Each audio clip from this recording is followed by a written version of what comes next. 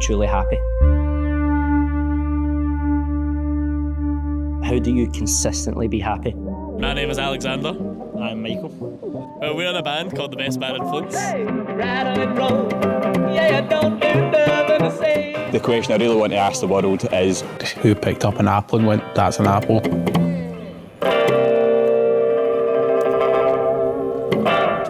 Thank you. If you had to answer any question, what would it be? I would say, for me, it'd be, how do you be truly happy? How do you consistently be happy? Because I think that happiness is very kind of fleeting, and you can kind of go from, oh yeah, this was great, but then you always kind of come down. The lottery numbers, probably. What's next week's lotto numbers? No, obviously the economy is in shambles. Want to live abroad. If I had the answer to any question, I've been to the British Museum and I have seen artifacts that have come from, the Roman Empire, the Greeks and the Romans, where they have their gods that they worshipped and everything prior to Christianity, BC, right? And yet in the Bible, they have the most amazing story ever told. Making memories. I think that for me, being able to spend time with my friends, my family, loved ones, and then looking back on them as well, I think that's happiness to me. Does love exist? And I would say yes. People start to question whether or not there even is any love or any good in the world. I'm somebody who's very lucky to have a lot of love from wonderful friends who come to visit me at work, and a loving partner, and family halfway across the world that make an effort to check in on me. Yet there's no artifacts of any of the stories ever told in the Bible. So where's the Ark? Where's anything from, of course, Jerusalem, in certain places, but there's no artifacts from the time of the Bible. Yet if you look at the stories of the Greeks and the Romans, there's actual artifacts that tell these stories. Or even the pyramids of the Egyptian times, right? And so I'm a spiritual person that completely believes that we are evolution, not creation. And I do believe, as Jodie Foster says in Contact, if we're the only ones here, there's a lot of wasted space out there. And I believe that until we're able to learn to live amongst ourselves on this planet, how will we ever learn to live with people that are more intelligent than we are that are out there? We all bleed the same color. Just because our skin's different doesn't mean the blood's different. What happened at the beginning? How did things start?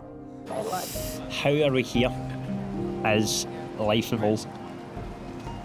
Did things start? Is a start something that we've assigned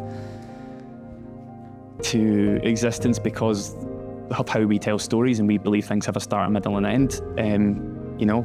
Where did everything come from? I think that's probably the one I'd like to know the answer to the most. I'd like to know, did human beings come more from chimps or bonobos? But chimps are quite vicious, they can be selfish, they torture, they kill. Why are people so unhinged?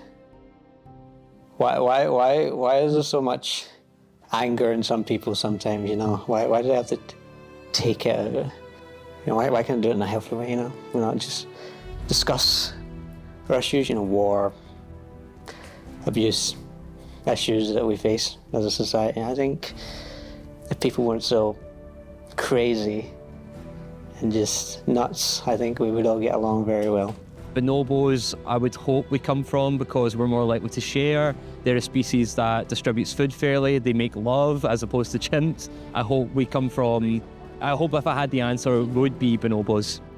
I'd like to know what people are thinking all the time, because I get A, I'm quite nosy, and B, I'm quite anxious, so I'd quite like to know what people are thinking all the time. So at all times that question is changing, because I'm always wondering, what is that person thinking? So that's the question I'd like to know the answer to. I'd love to be someone who doesn't care, but I care so much, and I wish I didn't care, but it's just, I can't shake it, so I need the reassurance of being able to read people's minds. why are things known as what they are? Like, who picked up an apple and went, that's an apple? Why is it that way? You know, why couldn't an apple be a banana? My name's Ben, working in and around Glasgow. The question I really want to ask the world is, why have we chosen to prioritise profit over human well-being?